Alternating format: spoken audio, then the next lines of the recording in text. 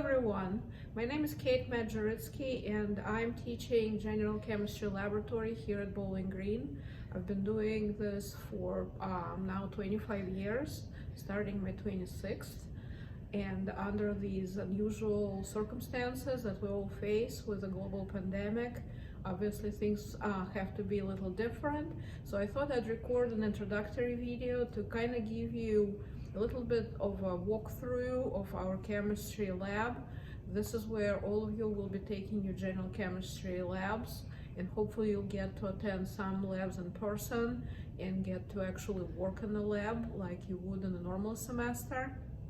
And so it's important for you to have an idea of what that space looks like and how it's different from other classrooms on campus.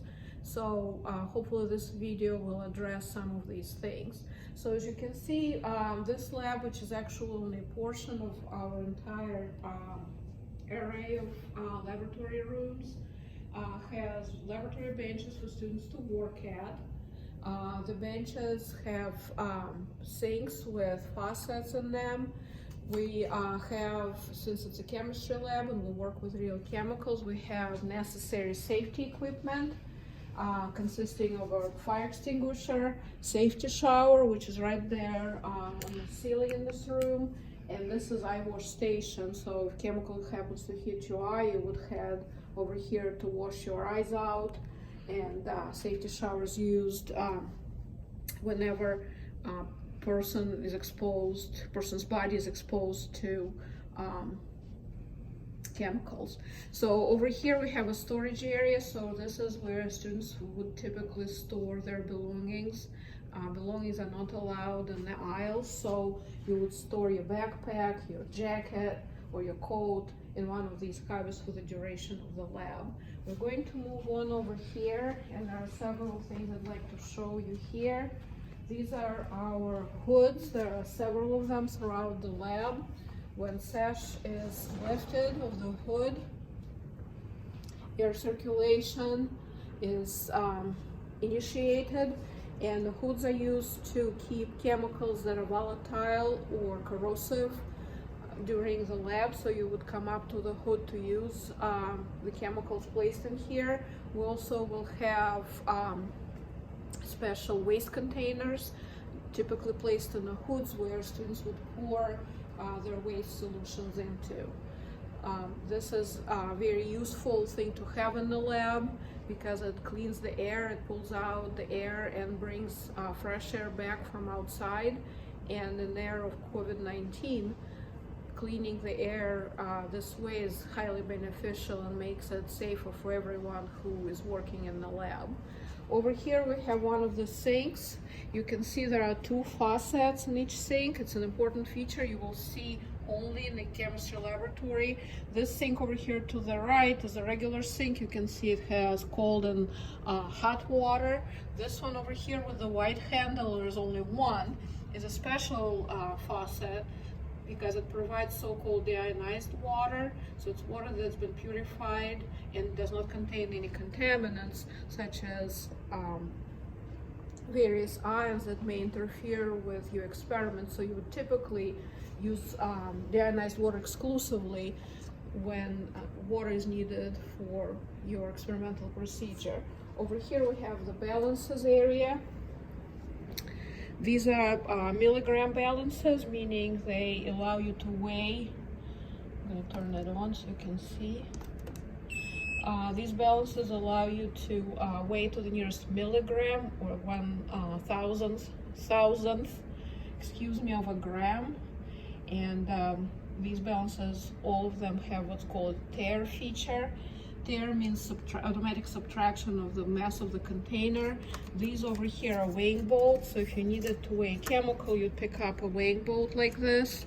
You would place it on the pen of the balance, and you could, if you wanted to make things easier, hit tare, and it basically zeroes out your container. So then if you start placing chemical in it, the only mass you would have to record is the mass of the chemical and not the mass of the container. Next, we're going to return to the bench where I'd like to show you a couple of things here. We of course have electric outlets. that can be used, for example, to plug in a hot plate. We also have a couple of handles here that we need to talk about. This one here is a source of natural gas. Natural gas that we use here is methane. And what couple of things you need to know about this. One is gas, when it burns, pure methane is colorless, but when you learn how to use Bunsen burner, or if you are in chemistry 1280, you hopefully already learned that. We may have to remind you since you have been out of the lab since March, but regardless, when gas burns, it will actually produce slightly blue flame because of a special colorant that's added for safety. Another thing that's added for safety is a bit of mercaptan. It's a substance that has very sharp, unpleasant smell, and that mercaptan is added to methane in the natural gas in order to alert people if they smell something that's sort of similar to smell of rotten eggs. You know that gas is escaping into the room and it needs to be addressed. And finally, one other important thing I wanted to show you. We do have lab aprons. We don't require students to have lab coats, but aprons are available for when extra protection is necessary when working with corrosive chemicals. I would point out that we do have dress code, which will be addressed in the safety video, and students are expected to come to lab properly dressed, meaning no shorts or miniskirts, and no jeans or pants with rips. So your entire body must be protected, including your feet and legs, and flip-flops are also not allowed. Here I wanted to show you this container over here. This is our glass disposal container. So any glass that's damaged or broken needs to be disposed separately from regular waste like paper towels. We have trash cans, but this container is exclusively for glass. We ask people to put glass only in these containers and not in regular trash cans, simply because cleaning personnel here may get traumatized by glass that is placed in an improper container. We also have a special broom here to collect any broken glass, so we will ask you to never pick up glass with bare hands. One other thing important to mention is this lab, as required by safety guidelines, contains these big folders containing what's called safety data sheets. So any chemical that we use in this lab has an appropriate safety data sheet describing any dangers of this chemical, how its spills have to be cleaned up, and so on. And any student who would like to know about any chemical they're encountering in the lab would be able to use these folders to find out about any dangers that these chemicals possibly present. So hopefully this gives you a little bit of an overview of our lab. As you can see, it's a big room with typically many people working here, and that's where you can expect to hopefully spend some of your time throughout this semester. One other thing I sort of forgot to mention when it comes to safety, each room is equipped with a first aid kit.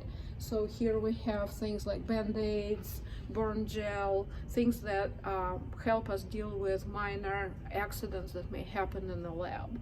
So we've tried to make this room as easy to use and as safe to use by students as possible. I hope to see all of you at some point of the semester in person here in the lab. Meanwhile, I hope you have a good start of your school year.